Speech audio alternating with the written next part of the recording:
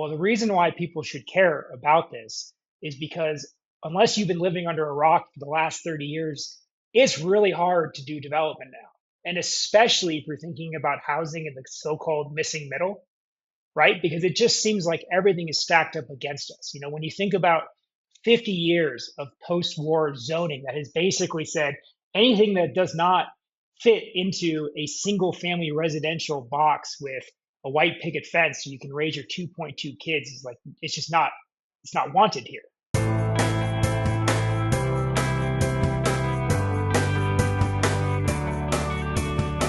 Hey, what's going on, everybody? Welcome back to the Land Development Podcast. I am your host, Ryan Glick. If this is your first time joining us, each week when you tune in, you will hear one of two different types of shows. Sometimes when you tune in, you're going to hear industry news. That's where we pull up a few different headlines and we talk about what it means for the land development industry. And then other times, we have an interview style show where we have on someone associated with the industry and we dig into some topics that are of interest to them. Now, today I'm excited to have with me Nick Larson. Nick is a partner and real estate attorney at Bear Peak Law and principal at Bear Peak Development. Nick, thanks for joining me. It's a real pleasure being here. Glad I was able to make the cusp for experts on the show. Well, we had a chat before we started recording here, and I let you know that I think I've only had one other attorney on the show, and it was very niche in a certain space. And so I know we've got some cool topics we're going to get into today. But before we get into some of that, I did want to talk a little bit about your background and your path into, I think, first being a lawyer, but then getting into development, and really just interested on how that even happened. Sure. I mean, I think one of the reasons that I'm a deal junkie now and love real estate is, real estate is the biggest asset class on the planet, right? And when you're in this industry long enough, you kind of come across literally every single type of person along this continuum, from like the mom and pops to the institutional folks. And so like there's just this uh there's such a blend of different entry points that people and like in different perspectives that people bring in. And I feel like I'm kind of like a microcosm in that larger continuum of real estate. So I started out nothing to do with real estate. I mean, I guess going back until uh, undergrad, I was very much committed. I was going in the Army. Um, it was something I had kind of always wanted to do. I'm an Eagle Scout. I grew up here in Colorado, which is a pretty big military presence. Had a lot of military in my family, so I was all set to go to West Point. Was talked out of it after I'd already gotten my congressional nomination to go in, and I had a family friend sit down and tell me, Nick, if you want to be a career Army officer, by all means go to the academy, but also understand that it's not exactly your typical education. And if you don't want to do that, which is a crazy thought for someone who's 17 years old, like, what do you want to do for the rest of your life? Maybe go ROTC and actually enjoy and experience like a regular college education. So I went that way. I'd only applied to a couple schools. I got into Boston University and went there, did Army ROTC. And then I graduated in 2007, which, if you remember, maybe you remember, but that was sort of like the height of the surge, right? Yep. And at that point, a lot of my friends, who we all commissioned in 2007, they all went downrange. So a lot of them were combat arms, infantry, armor, aviation, engineer. And I, at that point, kind of had always decided in the back of my head I wanted to be an attorney. Like any other attorney growing up as a kid, like I saw A Few Good Men, wanted someday to prosecute a code red. And so I applied to what's called an educational delay through the Army ROT or through the Army JAG program. So when my friends commissioned, they went right into their active duty component, and then I actually went to law school. So I sort of hung out in the rear echelon for 3 years, went to law school, and then after I took the bar in New York, I reported for duty on the 4th of July. So it's like that movie, like Born on the 4th. Oh, yeah. So became a JAG officer, which is like an Army prosecutor. And then I reported for duty, and I was with the 82nd Airborne Division and did that for 4 years. A lot of folks say in the Army, it's kind of like the best fun you never want to have again. It was a wild ride, but I think I think it was kind of during that time as a prosecutor, and especially I was dealing a lot with like child offenses and sexual assault. It's kind of the worst parts of humanity. And I realized that as a prosecutor, the only, I was never putting homes back together again. I was really breaking families apart. I mean, I was thinking I was taking good kids from bad parents. But the only medication that I could prescribe was confinement, right? And so I realized that, justice is painted in broad strokes, but I was never really putting anyone back together again. And it leaves you with a very kind of empty feeling that you feel like you're doing good, but not really. So when I got out of the service and we were living in DC at that point, I maybe this is a cliche, but like I wanted to go something in the complete opposite direction and actually like build communities. My old man was a contractor, so I'd always kind of been around construction as a kid, and decided to get into real estate. And from there, I joined a transactional real estate firm in Washington D.C., and kind of the rest is history. Well, at some point, you ended up starting your own firm, and I suppose moving out to Colorado from DC to start your own firm. Was your focus when you first when you made that move and started your own company on the on the legal side? Was that mainly you were looking to focus mainly on legal services, and then the development piece of your company came next, or how did that all play out? I heard I heard an interesting tagline about our generation about millennials. It was like right around the time that I was leaving DC and coming out to Colorado. I grew up here, obviously, as I said, as a kid. Came out here, and I remember talking to um, this professor at University of Colorado here in Boulder who studies like genealogy and like generational gaps.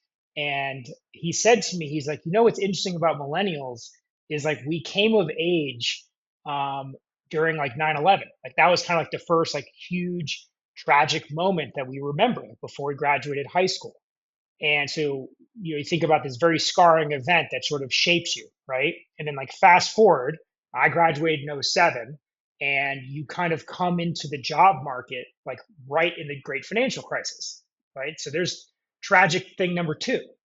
And then fast forward again, and it's like a doldrum with like economic activity. And like now we're having children.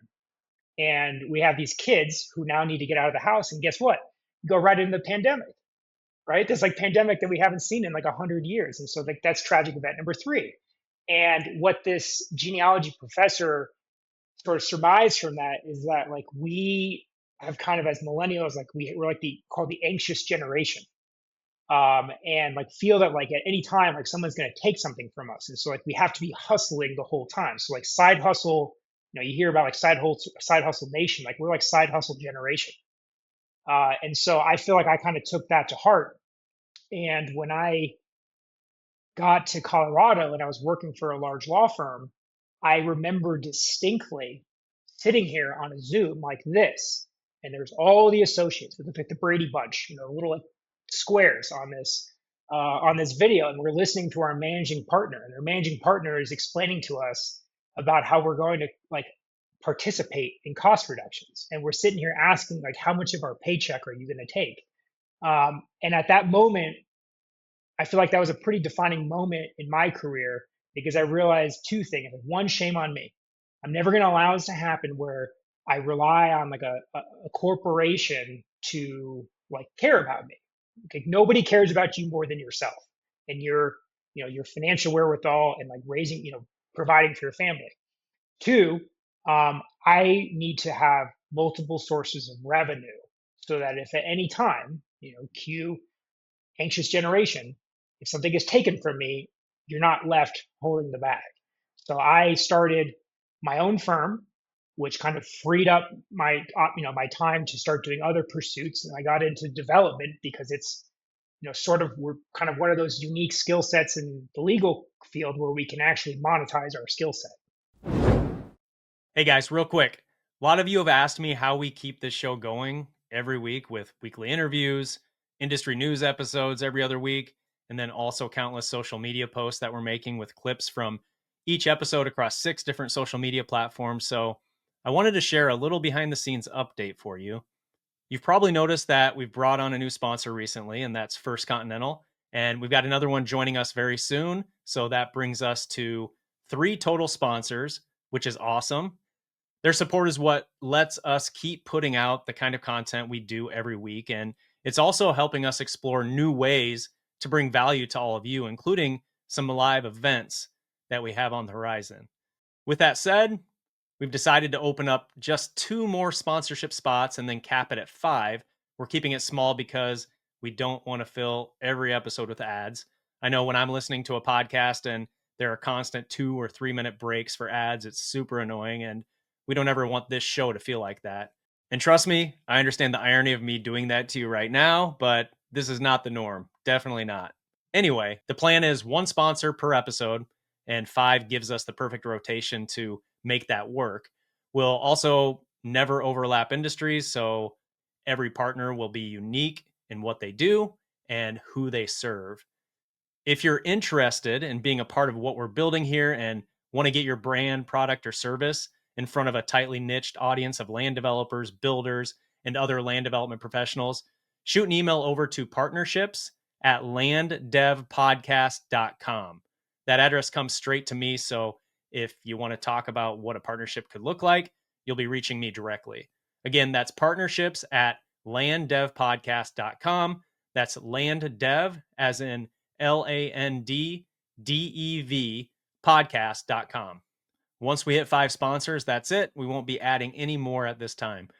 And I know I've said this before, but we wouldn't be where we're at today without all of you and your continuous support. So I really appreciate you tuning in each and every week, sharing the show with your friends and everything. It's just, again, this has just been awesome to continue to grow the show, provide as much valuable content as we can. But with that said, let's go ahead and get back to the show.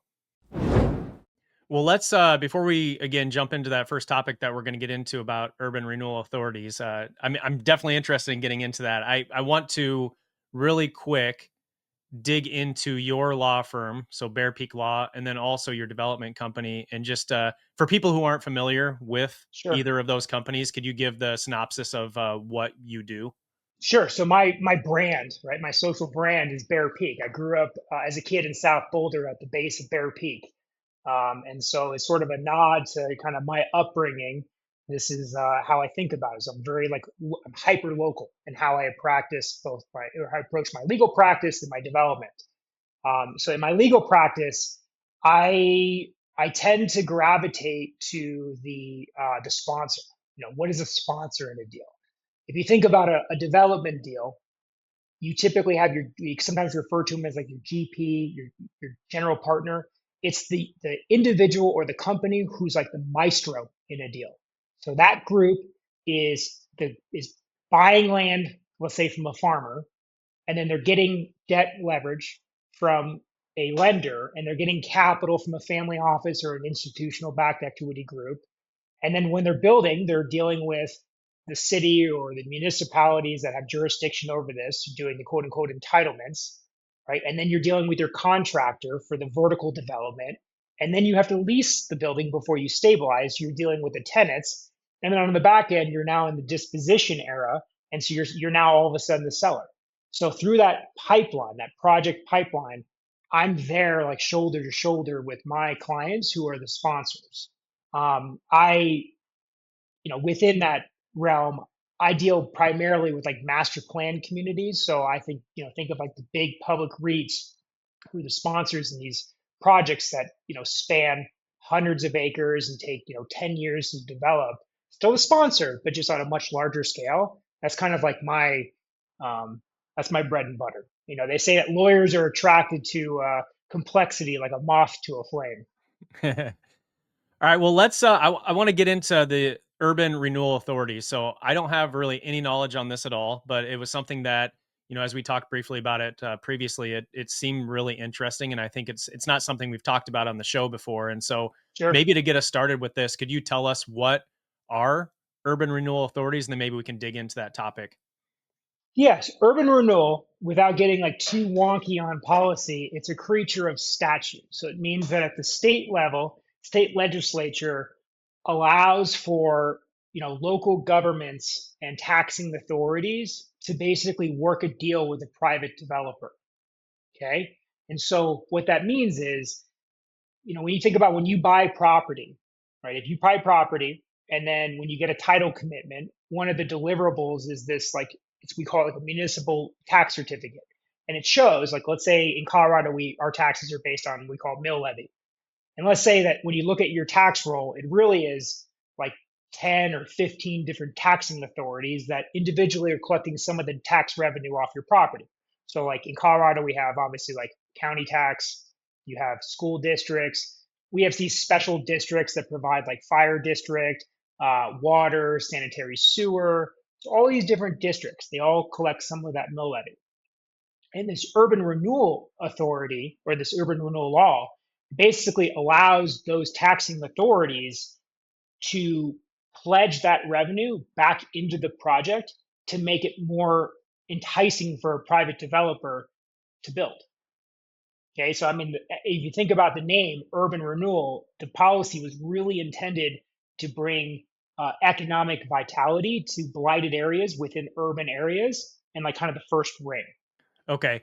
And I think there was a process that you had talked about before about blight studies and how those play into something you have to do in order to, maybe prove that a particular area is blighted, I guess, quote unquote blighted. What's that process look like? Yeah, so there's, like most things in law, it's nice to have a sound bite and be like, oh, okay, cool. I'm a private developer. I can go just knock on the door of these municipalities and taxing authorities and like work a deal and like get tax revenue. But there's some checks and balances. So kind of the first step is you have to first determine that a property is blighted, and blighted, again, there's like a bunch of different criteria. Most people think about urban, right? If you have decaying, like, the physical facade of these buildings are falling apart, like you're kind of, you think of the image of blight. Most of the time here in Colorado, because we're still very much expanding, um, blight can also be characterized as any land that doesn't have utilities. Utilities are things like water, sanitary sewer, gas and electric, things that have to like light lights and be able to like provide potable water to homes, right? So what that means is when you're expanding, you can actually use like a greenfield site. So new development, raw farmland can classify as blighted property. So when a urban renewal authority is set up, they do this blight study to determine that this area that they're going to consider for developing this urban renewal plan area actually qualifies because it still has to comport with the state law. So there's a blight study that is performed. Is typically a consultant who's hired by a town to perform it. It's like a 200-page paper that like meets all the statutory criteria. But that's kind of your first like hurdle to development is getting your blight study and then setting up your urban renewal authority area. Okay. And as we continue talking about this, I want to clarify too. So we're talking about the state of Colorado right now, but is this something that other states have as Yes. well, that people listening in, because we have people listening in from all over the country, and so it's probably something they would be interested in looking into. Is this? I'm assuming this is more than just Colorado. Yeah, I don't know like the exact number of states off mine, but there are many states that have similar cousins to urban renewal, and you also have these other acronyms. There's so much jargon in our industry, but you have these things called downtown development authorities and business improvement districts. But like, let me back up for a second. I think what's important is like, so what? Like a reader, one of your subscribers who are listening to this are like, cool, Nick. So like, here's this like super wonky thing that might exist in Colorado. Like, why do I care? Well, the reason why people should care about this is because unless you've been living under a rock for the last 30 years, it's really hard to do development now. And especially if you're thinking about housing in the so-called missing middle, right? Because it just seems like everything is stacked up against us. When you think about 50 years of post-war zoning that has basically said anything that does not fit into a single family residential box with a white picket fence so you can raise your 2.2 kids is like, it's not wanted here. And now that we're starting to realize that, well, that's no longer affordable, And we got to kind of lean forward in the foxhole and think about other forms of housing that are more inclusionary, that don't exactly percolate to the level of like, capital A affordable housing where you have to have like light tech knowledge and stuff, right? That's sort of like strong towns kind of legislate small sort of vibe. That's like the perfect type of project that urban renewal is situated for. It is really designed for those smaller projects. So for a lot of developers who are like, well, I don't work for Forest City or Brookfield, I don't work for Apollo. I just, maybe I've done a few single family flips, or maybe I've helped renovate a single commercial project and I want to go a little bit bigger. Like this is the perfect vehicle for that developer. I want to talk about how it's the perfect vehicle too then. So you talked about these first two steps in it, but if a developer listening wants to understand the process of how they would go about even finding this, it sounds like from what you're saying, one of the great ways for developers to be able to use the, urban renewal authorities or this process is that you can go and find land that's unused, and as long as there's not any um, I guess you said any utilities or anything to the property, that could make it be essentially qualifies blighted, and then Yeah. what happens from there? So you gotta have a bias for action to do this, because what makes this more challenging than like a standard project is like you got to convince government to work with you. Okay. So I'll give you a perfect case study. So in my developer life, outside of the practice of law, I tend to focus on industrial because like I said, my old man was a contractor. I grew up around construction, and I just small business is like, honestly, it's like the soul of this country. And like when you talk about the missing middle for housing, an industrial small bay is the missing middle of commercial. Like it's too expensive to build, and a lot of zoning prohibits like outdoor storage, for example, as an ancillary use. So in my case, I um, I approached a town here in northern Colorado, Frederick, Colorado, which is part of what's called the Carbon Valley, because there's a lot of like coal mining there in the 1800s, 19 early part of the 1900s, and that town happens to be both blessed and cursed with geography because it's situated right on I-25. Northern Colorado basically is an intersection between I-70 and I-25, and so our growth is kind of moving up and down that 25 corridor. Okay. And so in Colorado, for those of you who may know, we have three main cities. You got Fort Collins, Denver, and Colorado Springs. Okay. And so when you're focusing on that northern half, as populations moving north of Denver and south of Fort Collins, there's that confluence between those two waves, and that's right where the Carbon Valley is. So that's why I approached this town, because I see that that's the obvious path of growth. That town, in this case, it already had an urban renewal authority set up, which was nice. But there was a project that had already been identified in this plan area, and it had gone dormant.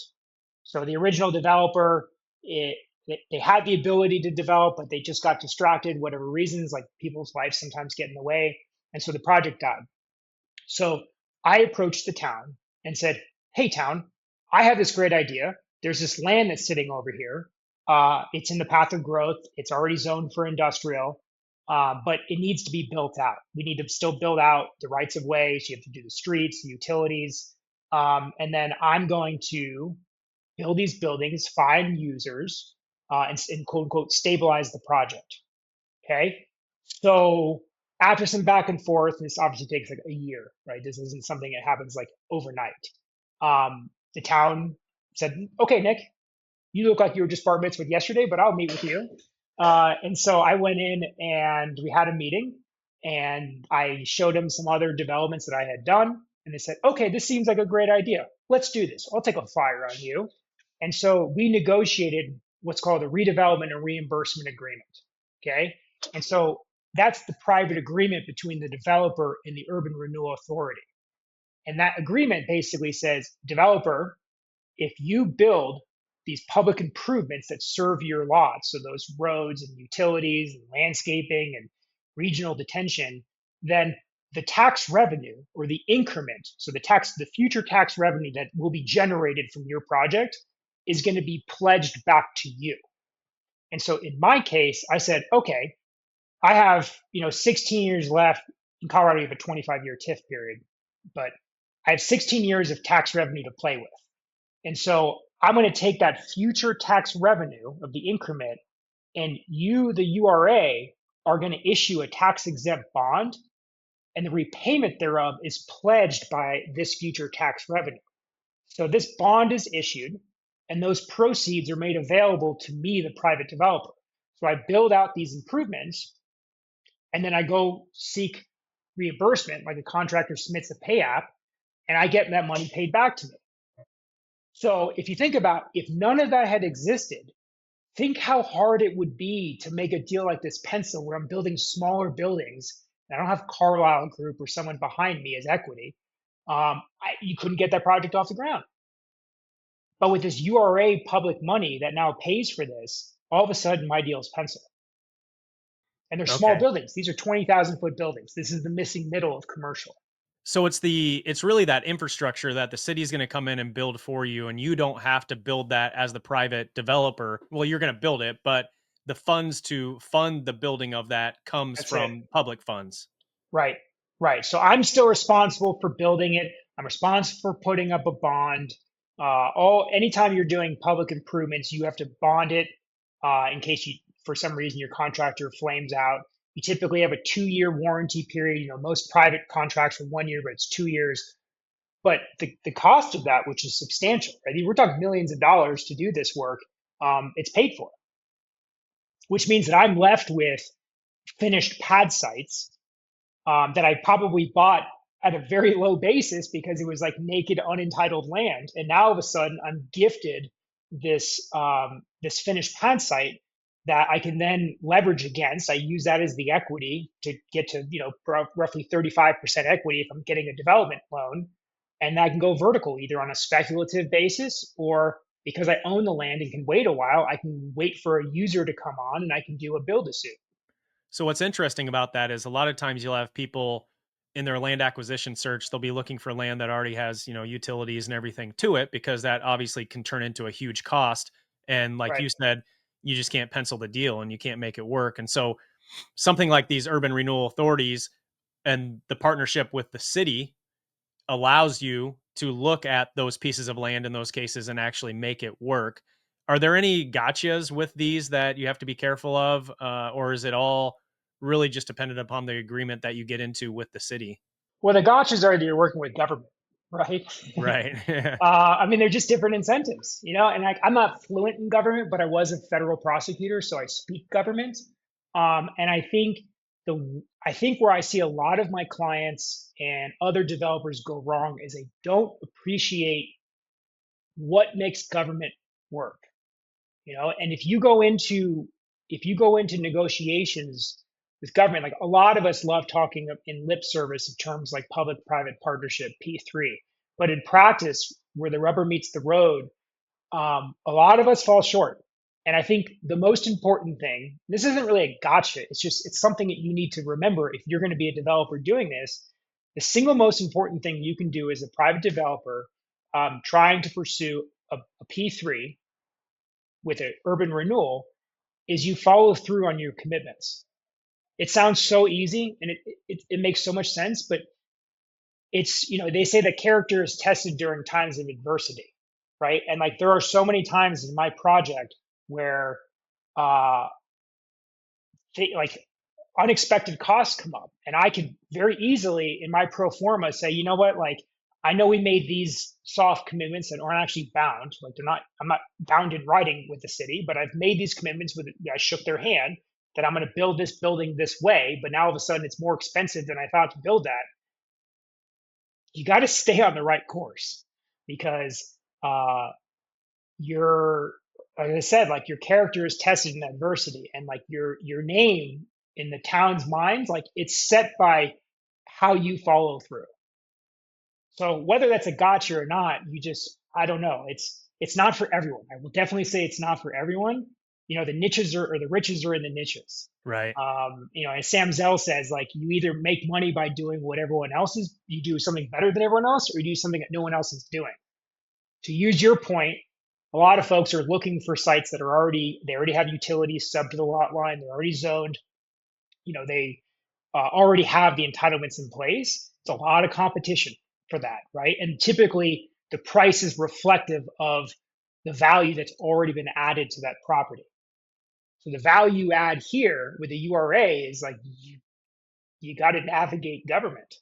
Is it something where a lot of times you'll see people, developers will go out, they'll find land, um, and they'll get it entitled, but then maybe they end up selling that to somebody else because the value goes up once it's entitled and you actually can develop, something on it. Do you see a lot of people doing that with these URAs as well, where they will go and get the public private partnership in place and get a certain project approved, and then do they turn around and go and sell them to another developer? Is that even a thing that developers can do? Or once you make that agreement, is that agreement basically between you and the city at that point? Well, I'm a lawyer, so like most answers, I say it depends, right? Yeah, yeah. One of the hooks that going back to that private agreement, that redevelopment and reimbursement agreement, one of the hooks that a URA will have is their consent rights with respect to the transfer of the property, right? So the RRA that you sign is binding on the property; it runs with the land, right? So what that means is that when I sign this contract with the URA, even though I'm the fee owner of my property, I kind of lose one of those, that we call in law school like the sticks of ownership. The inability to dispose of your asset, the unalienability of your asset is now encumbered by the consent of the town. In some cases, you just have to give notice. In other cases, they actually do get to consent. And so I would say that if you're going to be a URA developer, you are probably signing up for the long haul. You don't necessarily also need to go vertical. Most people that I find in my legal practice kind of fall in one of two camps. They either have genius in the entitlements in the horizontal, or they have genius in the vertical, not both. So in that case, if you're a URA horizontal developer and your genius is speaking government and effectuating entitlements, when you get that pad ready site, you could contribute your land into a joint venture with a vertical developer who has a totally different mind for pro formas. And you can go that way. You still maintain control in some respect of that development, if that makes sense. Yeah, it does. And I also wonder too with the cities and with some of your experiences for yourself and also some of your clients with creating these partnerships. What are some of the things the cities are looking for? Like, how do when you approach them, obviously the city wants to get something out of this. Right. And so when you approach them, what are some of those key things that a developer needs to keep in mind and make sure that they're addressing so that the city is going to be open to the idea of the project that you're presenting? Cities are like people in that we're all searching for our personal brand, right? And so if you're a developer and you're looking at a new city that you aren't already intimately familiar with, the very first thing you should do is you should study, like script and verse, their comprehensive plan. Because the comp plan tells you the DNA, or at least if it's not the DNA of the city, it's the aspirations of that city of what it wants to look like, the types of industries it's looking to attract. In economic development speak, we call those cluster industries. It shows you the future land use plan for the entirety of that city. So you can kind of get a sense of like, okay, if I'm going to approach and do a URA, it's probably going to be in like these two areas, but not this because this is zoned for something, or planned for something totally different. So you got to solve a problem for the town, right? We get paid in proportion to the problems we solve. And when you go to a town, you have to solve a problem for the town. In my case, in the town of Frederick, as I said, Frederick is blessed with geography, and their target cluster industries that they're looking for are like high-end manufacturing. And so my 20,000 foot buildings are expensive. They're expensive because the town wants aesthetically pleasing buildings. They want more accentuations on their roof lines. And on their planes, they want a variety of building materials, not less than 25% needs to be some sort of masonry or stone. Like that's a lot of additional dollars that you're slapping up on the sides of the building. And so what that means is I know that I'm not going to be able to cater to contractor yards, like the kind of like the cheapest buildings. Like these guys want bigger buildings or more expensive buildings that obviously inform a higher rental rate, but are going to attract high-end manufacturing that translates into higher paid jobs and a more educated workforce. My first project that I did in the town of Frederick, we actually leased the building to the Toro company, like Toro lawnmowers, and they use it for autonomous and robotics engineering. And so they basically are like creating these autonomous robots, and they're sticking them on lawnmowers so they can go around. And we built this bespoke golf course for them as a testing area. And it was like a perfect example of what this town was looking for. And I used that as sort of a jumping pad. Did you find in that particular case, did you find the tenant first for it before you even was that a part of your pitch to them?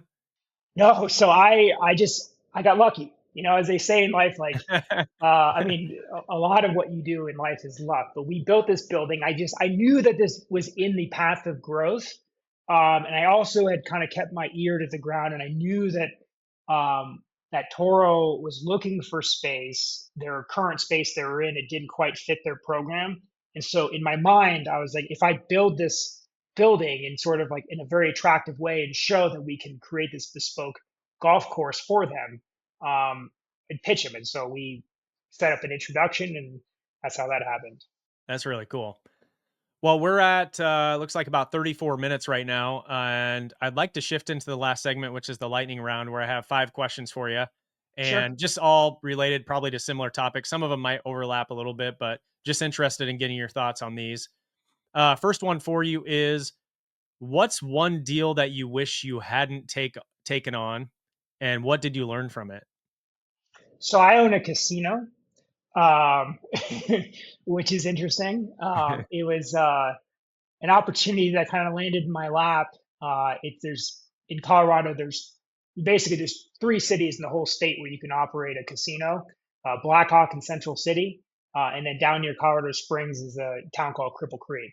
So a friend and I acquired this casino at a pretty ridiculous basis and decided that we wanted to go get our gaming license because, like, why not? How often in your life are you going to get a casino? So we got our gaming license, got our liquor license, and then and only then did we start to kind of figure out how unbelievably complex it is to run and operate a casino. Both of us have day jobs, and we are thinking, oh, this would be a cool side hustle, like owning a car wash or a Yeah. laundromat. And like, unlike those assets, a casino is regulated by FinCEN. So it's hard to have a a building that is regulated like a bank as a side hustle. And so I've spent an enormous amount of time on that project for very little economic return. All right. Next one. Any legal advice you find yourself giving over and over again to developers? A lot of legal advice, but I think the piece that I really try to get across to my developer clients is more business advice than anything else. Um, a rule that I have learned early on in my career is that your pro forma is lying to you. You just don't know where.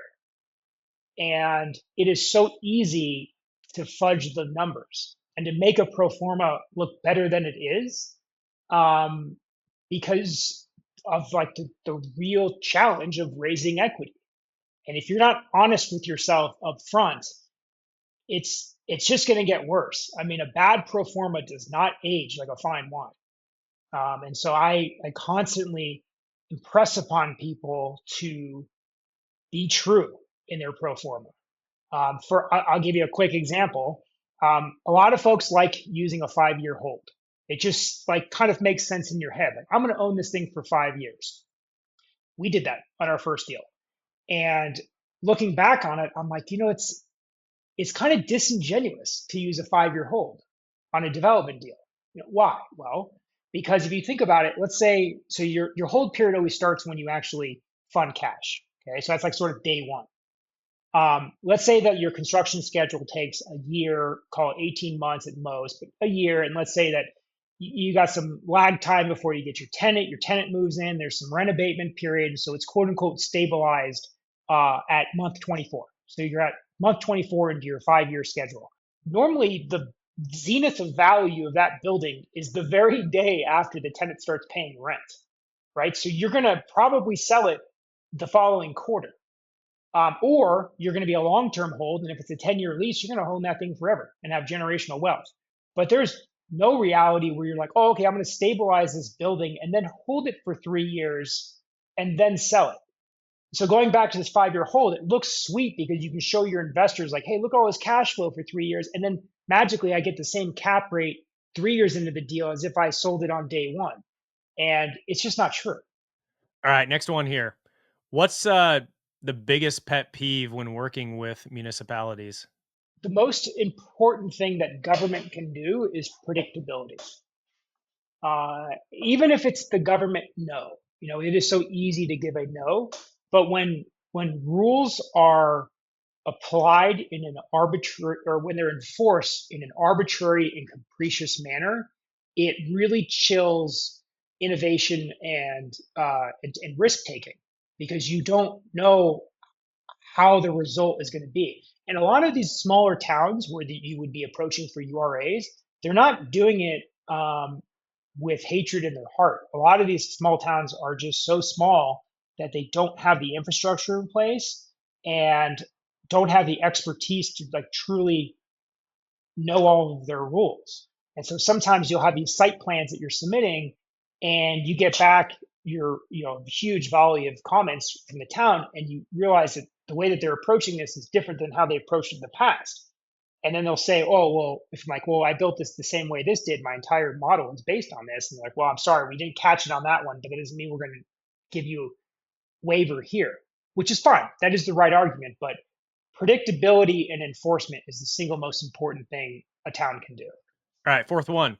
What's one thing most developers misunderstand about URAs? It's very rare that a developer will receive 100% of the increment taxes that flow off of that project. So when starting out in your analysis and underwriting and in your wildest dreams, like don't ever expect that a town is going to gift you 100% of the increment. It is a partnership. You should expect somewhere between 50 and 70% of that increment. And does that lead to developers basically assuming they're going to have more revenue to cover more of the expenses than they actually will? Is that where the issue comes in? Yeah, because the consideration for being gifted this money is the town or the municipality, the URA, expects to see quality product. And so, kind of going back to earlier in our discussion about following through on your commitments, if you went into this thinking you're going to receive more public money than are actually given to you, don't make up for it by delivering poor quality buildings, because no town will work with you ever again, because your reputation survives long after that punch list walk. So you got to be conservative in your underwriting. All right, last one. What is next for you? You have any projects or initiatives that you're excited about heading into 2026 and beyond? In my partnership and I, so in my development life, we're going to acquire a very large developed parcel of land in Douglas County that is going to give us runway for a couple of years for doing these kind of the small bay ground up industrial product and deliver hundreds of jobs in the Douglas County area, which is really sweet. So it's challenging for sure. I mean, it is a big boy project. Lots of open space issues and ravines and floodplain lines, but yeah, as I said, attorneys are attracted to complexity like a moth to a flame. This is no exception. So yeah, I got that one on the horizon. Really cool. Well, what is the best way for people listening in to connect with you and learn more about your companies? LinkedIn is probably the best. I mean, I'm Nick Larson. You can search for me at Bear Peak Law. Also, you can always send me an email. I try to respond as soon as possible, nick at bearpeaklaw.com. and looking forward to connecting. But I really appreciate you having me on this podcast. I love what you're doing. I think this is an unbelievably cool niche that you're carving out for yourself. And I wish you the best of luck, Ryan. Well, I appreciate it. And for those of you listening in, as always, if you look in the description, you'll see a link there to the show notes page, and all the links will be on there for you to look at. And I guess last thing is, if you're not already subscribed to the podcast, click that button. We'd love to have you back for future ones. And we will talk to you all next week.